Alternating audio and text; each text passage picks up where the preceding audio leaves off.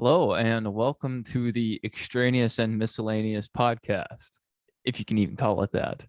Um, so, the whole idea behind this is just to get together and share my thoughts on things that I find interesting, which is quite a bit.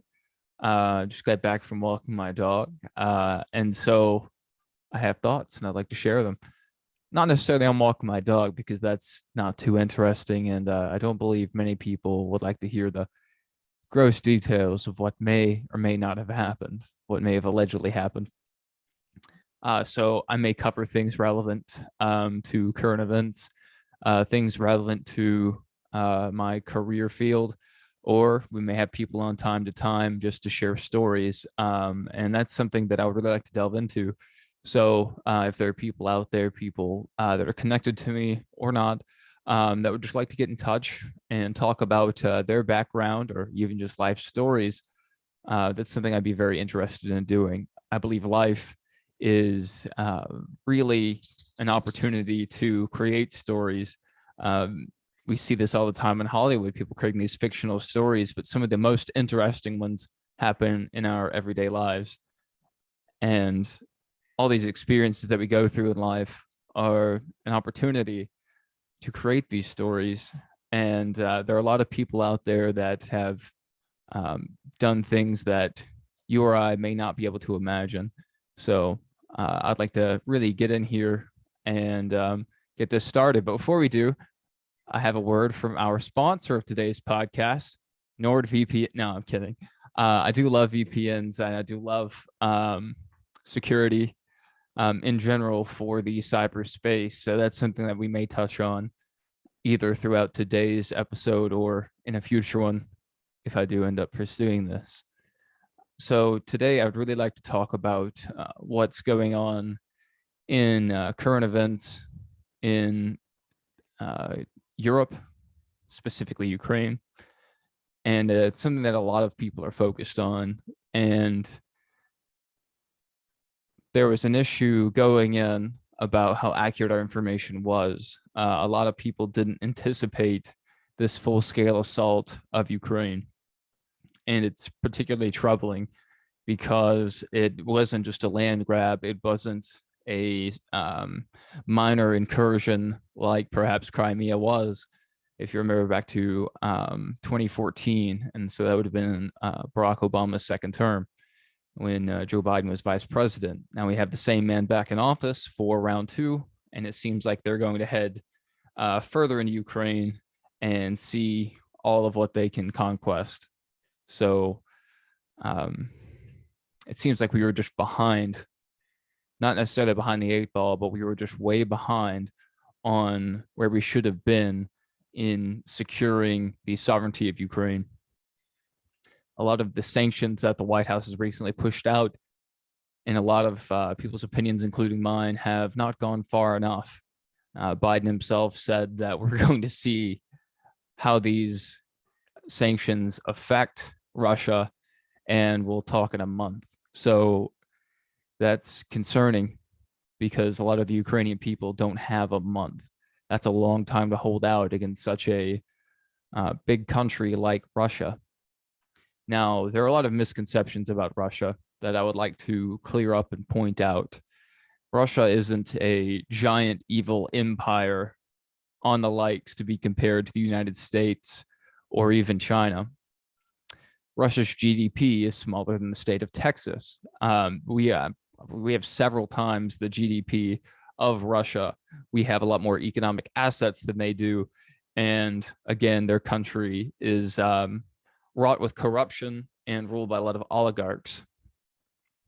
So the number one way that I think that we should push back is to hurt them economically.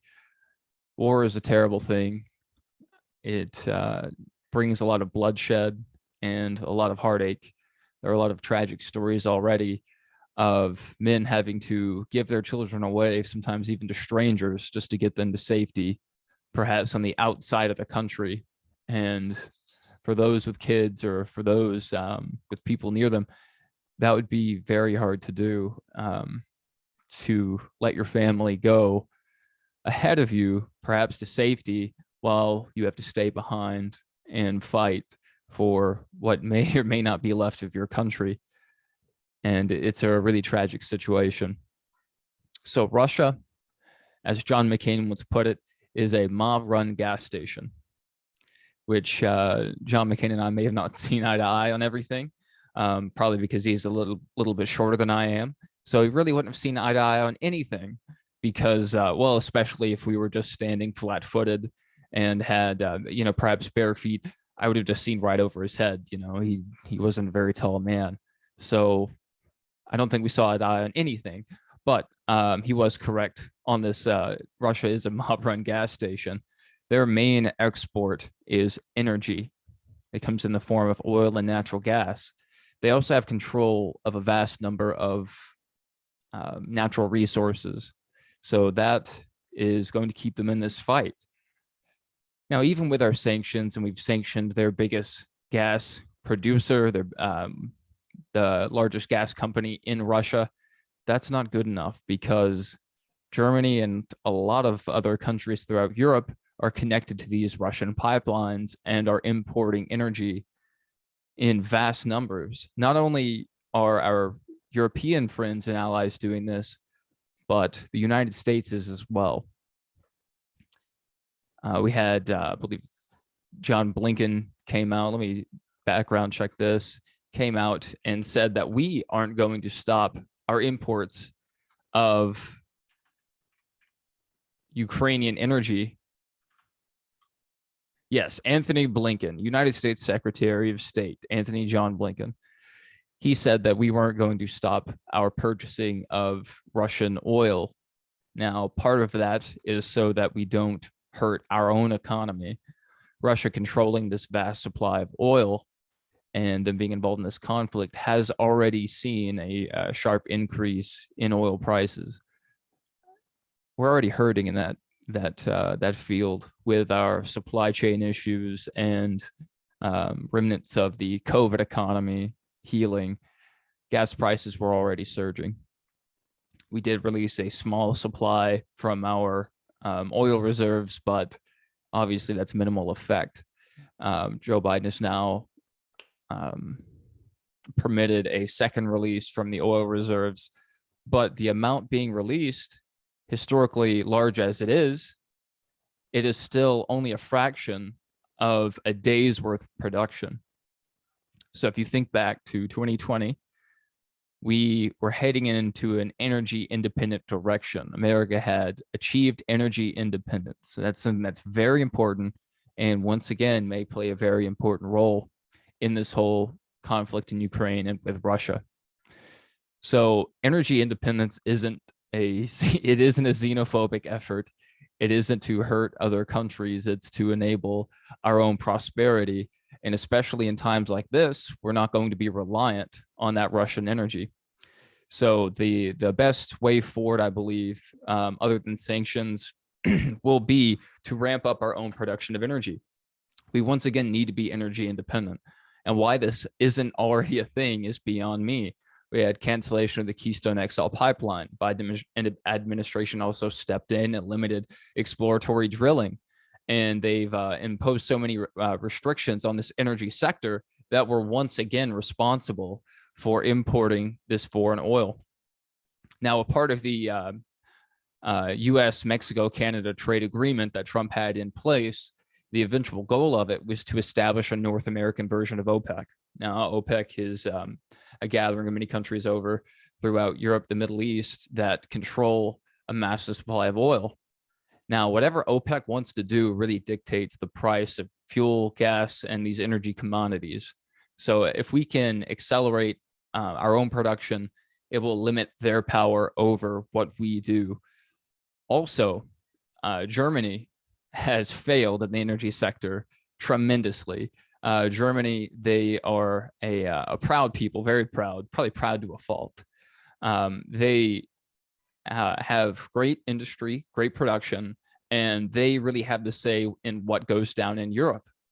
But right now, they're importing Russian energy in insane amounts to make up for their own failings. Now, Germany tried to go green, and I love that initiative, and I believe that's the future. but we are not ready to get off of the fossil fuels. That has to be a very controlled transition, and they failed drastically. So Germany tried to transition to solar and wind. And what happened there is when they have shortcomings from their renewable energy, they have to fire up their coal burning generators to even meet their energy shortfalls. And in the long run, it's produced more emissions than they would have had they've just stayed with their traditional path. And I just find that insane that we are financing Vladimir Putin and his cronies in this war effort, and we're doing nothing about it. We're putting these meaningless sanctions into effect when we really need to hurt them where it counts. Russia is an economy that's fueled off of, well, fuel and energy. And a lot of the people in power are there because of their money. That's where we need to be hurting them. We don't necessarily want to hurt the people of Russia or anyone throughout Europe, even our own American people. So we need to do what's right. And accelerating our own energy production within the United States will really help our own economy, the economies of Canada and Mexico, and we can hopefully weaken Putin's infrastructure and his own pocketbook. That's the only way he's going to back down. One of the very few things that speaks to people like this is money. So we need to attack them economically, not through meaningless sanctions or these gestures, but through something viable and something that will also help our own economy. I know several people that were laid off once the Keystone XL expansion was canceled. A lot of these people were contractors, so they didn't get this backup job or this failsafe. They were just told to pack it up and go home. So that was very hurtful. That was one of the first few things that was taken care of with the Biden administration. There are all these other initiatives that are much more important, but it seems like as soon as he came into power, the first thing was to cripple us economically. We come in promising jobs and growth, and what do? We axe one of our most important industries, which is our energy industry. We're going to see a lot of this once China does whatever it's going to do with Taiwan and our semiconductor industry. Taiwan produces something like 90% of the world's semiconductor supply that goes in anything like remote controls for our televisions, vehicles, gaming, computers, phones. Anything that really requires a circuit board is probably going to rely on these semiconductors. So not only will we be fighting on the energy front, we'll be fighting on the semiconductor front. There's already been an initiative, though, put through Congress to hopefully establish some stateside manufacturing, which is fantastic. But again, I think we're too little too late. We'll see. Only time can tell there. Now, aside from producing energy, I think another fantastic thing we could do is bolstering our electric car industry. And it's something that Joe Biden likes to talk a lot about, but he doesn't do it in the best way. So obviously, if you follow at all the automobile industry or just cars in general, you'll know that Tesla is the #1 electric car vehicle manufacturer. And Tesla has something that General Motors doesn't, Toyota, or any of these other companies that they don't have. Their cars are produced within the United States. This isn't like it's an American company contracting out and having their cars produced in Mexico and then shipped in. I know Toyota, they may be a foreign company, but they do a good job of doing a lot of manufacturing within the United States. A lot of my friends in Huntsville can testify to this because they work for Toyota. And I think that's a fantastic thing. So what I would propose is having rebates or perhaps some kind of tax credit for these people that are buying electric vehicles that are manufactured within the United States. I don't want this to be a global electric thing. I don't want people going out and buying BMWs, because Germany, they had a lot to do with this issue that's going on in Ukraine right now. They signed on and got in bed with the Russians with the Nord Stream 2 pipeline, which Biden signed off on, by the way, after he axed our Keystone Pipeline XL expansion. So it was never about the environment. Who knows? If we're not going to go into that too much, I just think that bolstering the electric vehicle market would be very smart, because once again, it would be less people relying on the gas pumps. So it would be another way. It's, if we're not manufacturing our own energy, we have to hurt their pocketbooks somehow. So getting these cars to be manufactured within the United States and then purchased and put into the rotation would be fantastic. Now, there are a lot of people with mixed opinions on Tesla and electric vehicles, but there are some things I would like to talk about. These vehicles are reliable, they are dependable. Now, Tesla doesn't have a great track record of quality assurance, but they are a company that is tens of times smaller than Toyota or General Motors. So they're doing the best they can with the resources they have, but because they're so far ahead in terms of technology, that's what's given them a large portion of this market. Tesla is an American company. It's not a foreign company. A lot of people had issues with buying a Prius or buying some of these other vehicles because maybe performance, style, or that they are foreign-made vehicles. But Tesla, they are primarily made within the United States. They have their factories in California. They have their factory in Texas, the Gigafactory. And so we are supporting American jobs and our own American citizens by buying American. And a lot of times people don't want to do this because the prices don't match up with what you might be able to buy from, as a Chinese product. They do turn out a lot of products that are made pretty cheap and they may do the job. But with Tesla, you're getting a vehicle that has some of the best value in the market. If you go back and try to buy a 10-year-old Tesla, you're still going to be paying just below MSRP because they maintain their value so well. They also require less maintenance, which is fantastic. And if you care at all about the planet, again, it's a good option. Now, not everything's great. We have lithium, these batteries, these things have to be mined. The recycling process is challenging. And so it's we're not quite the market hasn't quite matured yet. Now, once General Motors makes this transition, it looks like they're trying to in the near future, we may see more advancements there because overall competition is best for innovation. Without competition, you don't get innovation. You get you get a stalling of innovation. So that's why we need as much creation as we can here right now. Now, going back to energy, the United States needs to stop buying oil from Russia. The reason why this is so important is because we can't expect these countries over in Europe to cut off Putin if we're not willing to do it ourselves. Now, we can't be hypocrites in everything we do. And it seems like we are. We're sending away our own border patrol agents to go help with this Ukraine crisis. So we value their border security, but not ours, which is, very interesting. And it's also an interesting way to skirt sending in troops to Ukraine. So it was interesting. Whoever thought that plan up definitely did some outside the box thinking, some pretty unorthodox thinking. There have been several terrible videos that we've seen out of Ukraine. We've seen civilian houses and apartments bombed, missile strikes. At first, it seems like that Russia may go for military targets first. And it seems like Russia didn't think this all the way through. They didn't think that the Ukrainian people would resist quite so hard. Or perhaps they overestimated their own power and strength. Because now we've seen these terrible videos of civilians having to take up arms, families being separated. There was one I saw today of a tank swerving to run over a civilian vehicle. Luckily, the driver survived, but these aren't peacekeepers. The Russian people are being lied to. They have a large propaganda arm through RT.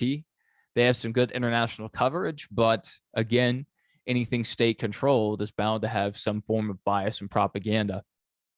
We've heard stories which may or may not be true. There's a lot that may not be confirmed, but we've heard stories of platoons or Russian soldiers refusing to fight or just outright surrendering to Ukrainian forces because they weren't told the kind of bloodshed and the kind of conflict they were going into. And good on these people, whether it was just saving their own skins or whether they were honestly surrendering. I'm glad that we were able to avoid more bloodshed, because that's the last thing we want. A couple of the heartening stories that we've heard, many of them coming from the leader of Ukraine itself, President Zelensky. That man has a lot of fortitude. I'll put it that way. He has stayed behind with his people. Our State Department reached out and offered him safe passage from Ukraine because he is the #1 target. Russia's already stated they want to decapitate Ukraine's government and install their own puppet government. They're very open about what they want to do, and they're very open about their ambitions. But Zelensky had stayed behind a fight with his people. He hasn't run. That's something I don't think a lot of our politicians would do. And this man, if you don't know President Zelensky's background, he's primarily an actor and a comedian. So for someone of that background to come in and to lead with this much strength, this much force, is truly something that's inspiring and has inspired these Ukrainian citizens. They've given out something like 18,000 automatic rifles, these Kalashnikovs, to help repel the Russian forces. Perhaps if Russia does have their way and they do take the capital of Kiev, they'll have to switch to an insurgency form of fighting. And as we found out in the Middle East, insurgents are very hard to fight off. We found that same issue in Korea and in Vietnam. Once citizens take up arms, you don't know who to trust or where to look. And it's not like there's an ethnic barrier separating Ukraine and Russia. These are largely people that may have family within both countries. So it's a very trying time. I believe it was the mayor of Liev had he had everyone stay indoors. I'm struggling to think of the word, because it's going to be hard to tell who's on the road. Are they rogue Russian soldiers? Are they units scouting ahead, or are they your own citizens? So for their own safety, there's been a curfew put into effect in Liev. I saw a story on LinkedIn of this man who he works here in the United States for one of our tech firms. He's a recruiter that I've connected with, and his own family is in Ukraine. His parents are there and his grandfather's there, about to turn 80. He was scheduled to go back in April to visit his grandfather in Easter, hopefully see him again. Now, I believe there have been shots fired, and there have been bombings and explosions just within the outskirts of Liev, which is in a very, very western portion of Ukraine. Right past that border are NATO countries. So Russia has to be very careful about what they do, because they don't want to draw NATO into this. Now, speaking about NATO is a force comprised of many countries, and probably more effective than the United Nations, which still includes Russia for whatever reason. I thought it was called the United Nations, not the United Nations and then one that's trying to start a fight with the rest, but I digress.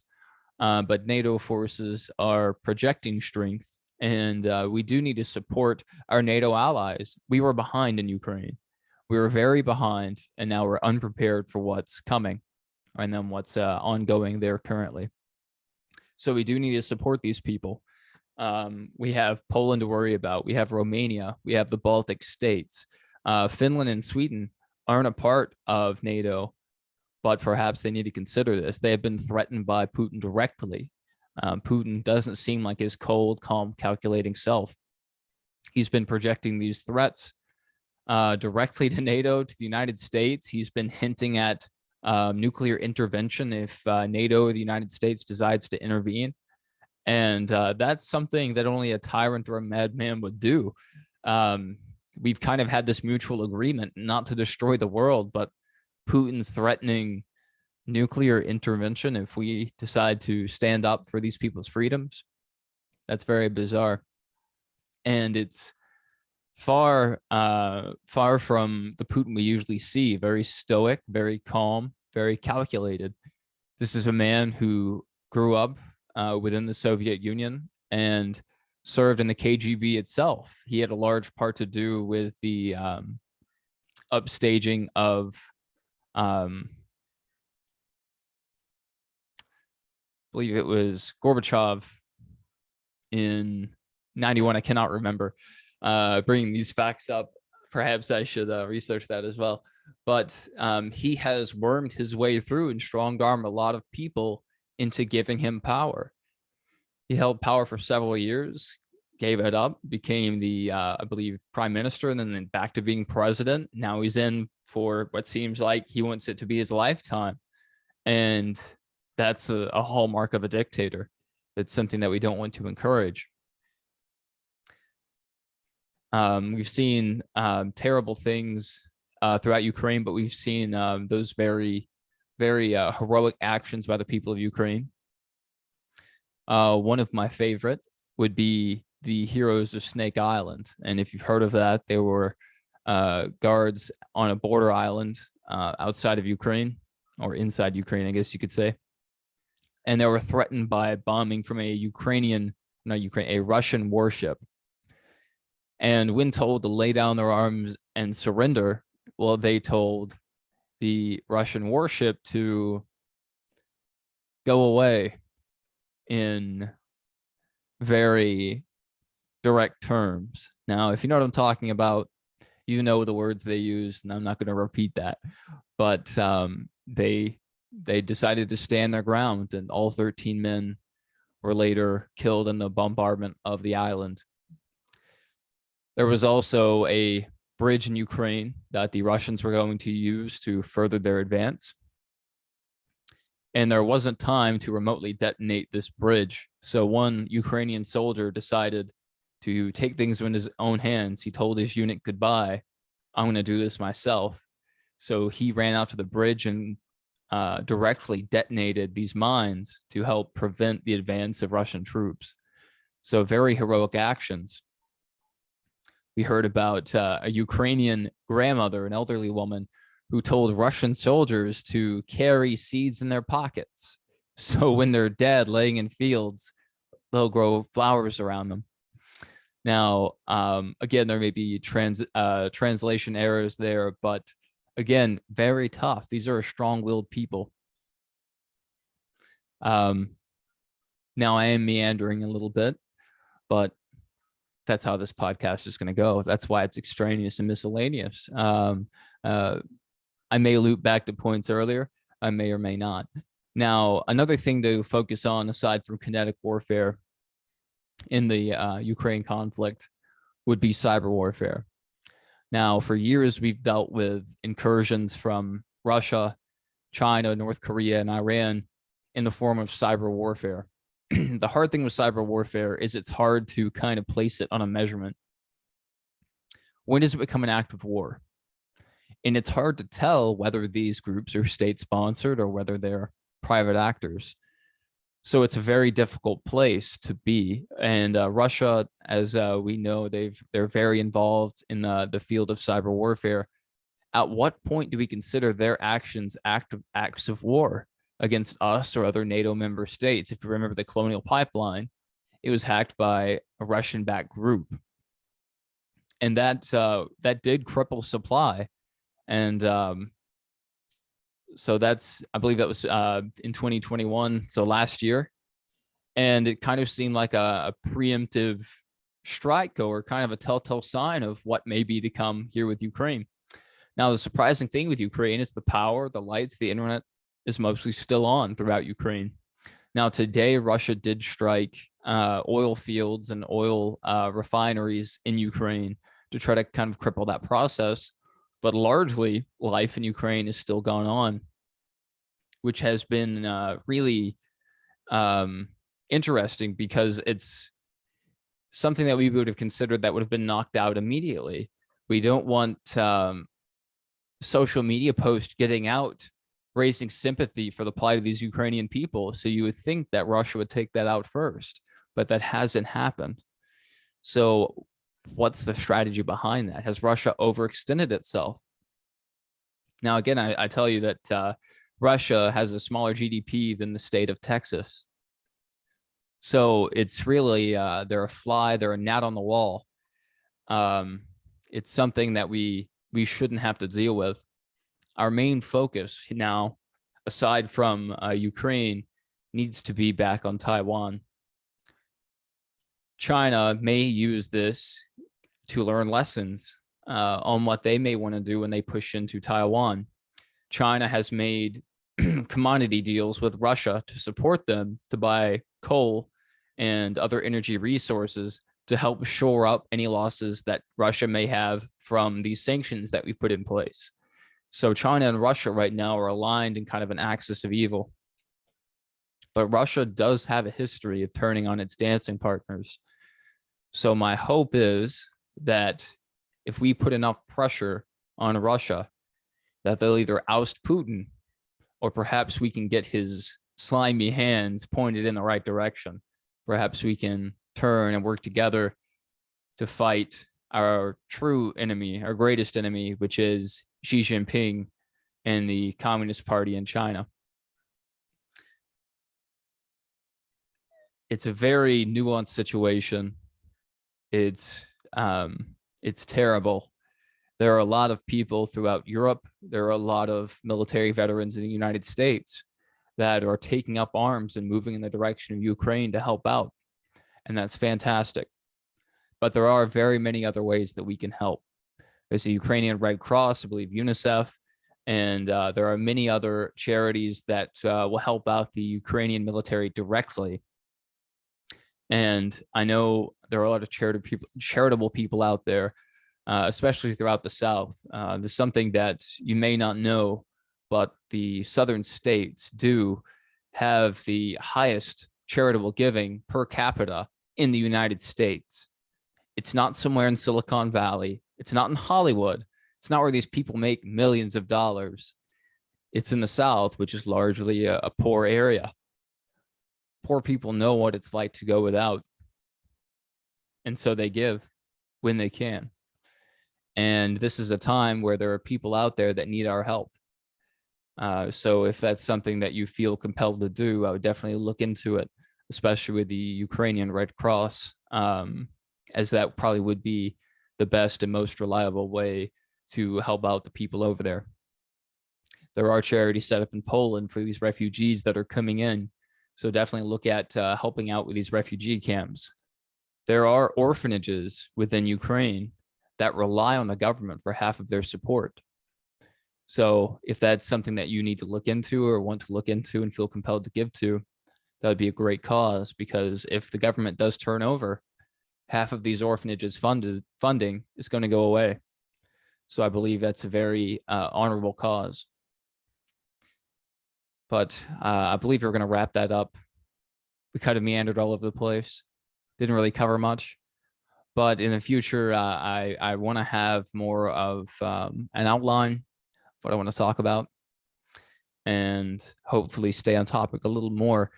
But this crisis in Ukraine is troubling to my heart and to my consciousness. And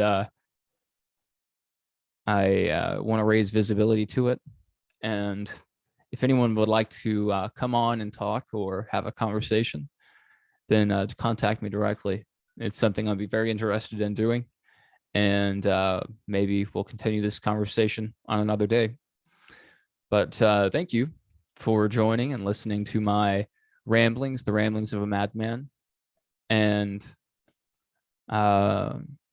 hopefully our world can come together in peace. So if we can come together in prayer, I believe that's another great action.